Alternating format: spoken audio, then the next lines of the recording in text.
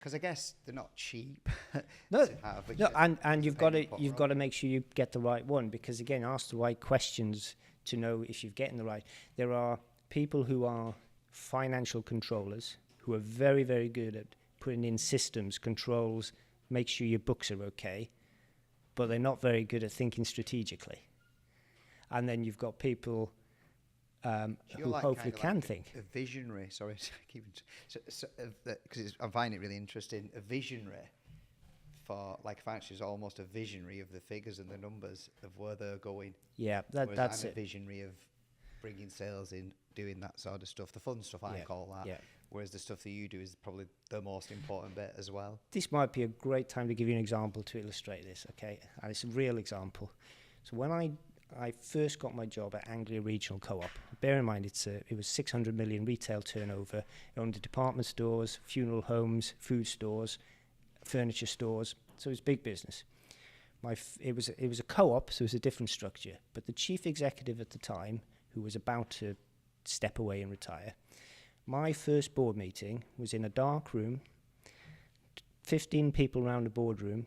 He pulled up a slide of maybe 20 stores, had a little red ticker, as you do, and he was pointing this red laser at the screen, shows my age a bit, and he went, Biggleswade, last month we did 1.4 million turnover. Previous month, 1.35.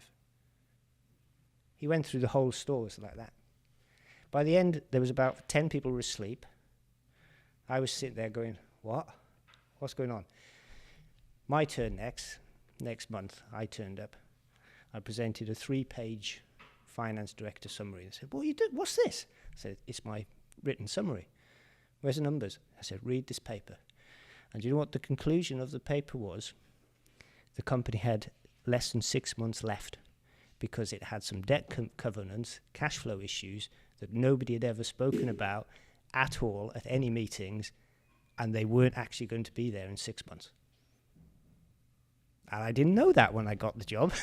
I think that's insane, isn't it? Because and that's the difference between just looking at some numbers but actually truly understanding them. It takes time, doesn't it? You've got to understand the business and how the numbers, do they relate to the business? Do they relate to what you see? I had another client, and I'm not going to name this one, but he was just a client, very, very nice guy. He was dyslexic, actually, so we relied on his advisors. Oh God, I know all about it. Yeah. Okay. And he asked me, I went in there to do a job because he came to me and said, I need you to raise me money, a couple of £1 million. I want to grow this business. We're doing really well. I've got £1 million turnover, profit, 17 million turnover. I was there for a few days looking over the numbers, and something just was not, I couldn't get my head around it. It wasn't working. It wasn't right for me. The cash, I was doing a cash flow, and the cash was going down, but his profits were going up. That doesn't make any sense, does it? No. To anyone. But he was paying accountants 20 grand a year. He had an internal accountant. Within a week, I sat down and told him, your numbers, you're not making £1 million profit, you've made £1 million loss. They'd missed some entries, invoices that were left in drawers, big invoices, and they'd been accounting things wrong on the balance sheet. All of a sudden, my job wasn't to raise in money for growth, it was to save the company, and it took about, I had to put an emergency plan in with the banks about a turnaround plan, because as soon as they knew the truth about the numbers, they wanted to pull the plug. I had to refinance him very quickly into a temporary solution, get all sorts of things done. We took out staff, we rearranged. So with it, the business was there. It was a cracking business.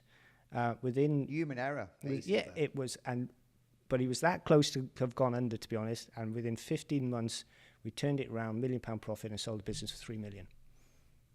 It's amazing, isn't it? I think a lot of that's the difference. Yeah. That's what I'm trying to say about the difference and why you need that value. So yes.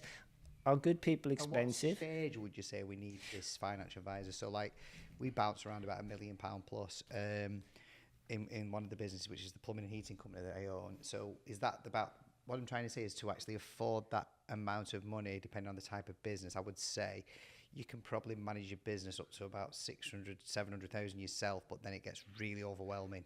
Yeah, I think it's possibly about what your personal goals and ambitions are. If you're happy at 1 million turnover, you're happy with the profit, you're just taking the money out of the business, and you're happy you've got financial control, okay. But if you want to start seriously looking at how do you scale a business, how do you go to the next stage and all the challenges with it, you're going to be so busy managing staff, recruiting staff, getting the next team.